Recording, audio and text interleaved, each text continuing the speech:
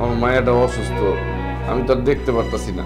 এত ঘুরে পেছে কথা কত দরকার নেই, কি করবি সরাসরি কর। মা আমি সিদ্ধান্ত নিছি যে আমার অংশের যে জমিটুকু এটা আমি বিক্রি করে দিব, আর তোমাকে অংশটুকু আমি বন্ধক রাখবো, আবার কয়দিন পরে আমি তোমাকে বন্ধক ছাড়াই দিব। আরে বাবা, এটা আবার কেমন কথা? তুই এমন করতে আমার বন্ধক দিয়ে আর জমি আবার ছুটাই দিবি, পরে যদি না ছুটাই দিস তখন কি হইব?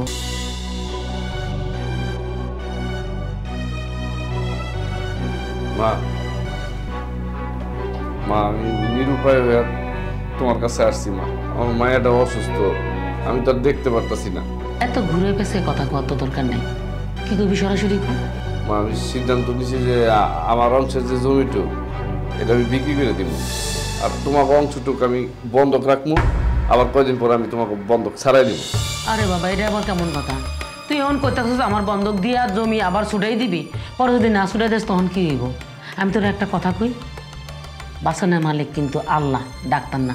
ডাক্তারের কথা তো বিশ্বাস করতো না, তুই এই দেশে একটা ডাক্তার দেখাই ফেল। আমার তুমি এটা কি উল্টাপাল্টা কথা কইতেছো? ডাক্তার কইছে বিদেশে নিয়ে যেতে, আর তোমরা। শোন বাবা, মনের ভয় হচ্ছে বড় ভয়। আমি বুঝতেছি তুই ভয় পাইয়া বিদেশে ডাক্তার দেখাইতে নিয়ে যাবি, কোনো দরকার নাই।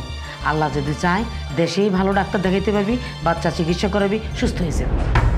কেউ আমার পাশে নেই, সবাই শুধু যার যার স্বার্থ নিয়ে কথা কইতেছে। আচ্ছা কি হইব এই জায়গা জমি বাড়ি ঘর টাকা পয়সা এসব দিয়া যদি মানুষটাই না থাকে?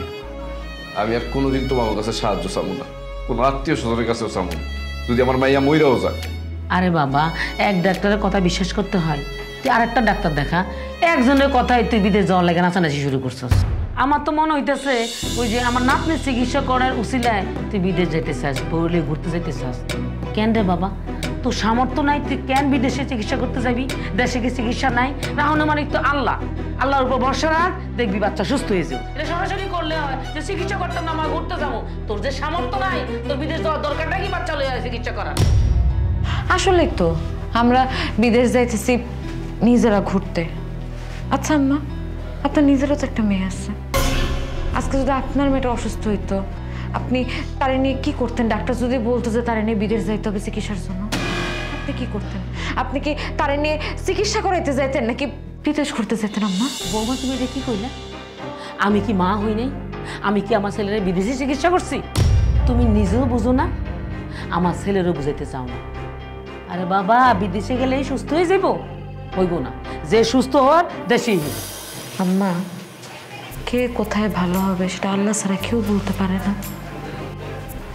তারপরেও আমরা কি একটু চেষ্টা করে দেখবো না আমার মেয়েটার জন্য? বাদ দাও, কপালে যা আছে তাই চলো। মাথা নষ্ট হয়ে গেছে, হ্যাঁ? গুরু পাক খাইতেছে, যেদিন হুঁশ হইব সেদিন বুঝবি, পক পক বন্ধ হয়ে যাব, চিকিৎসাও বন্ধ হয়ে যাব।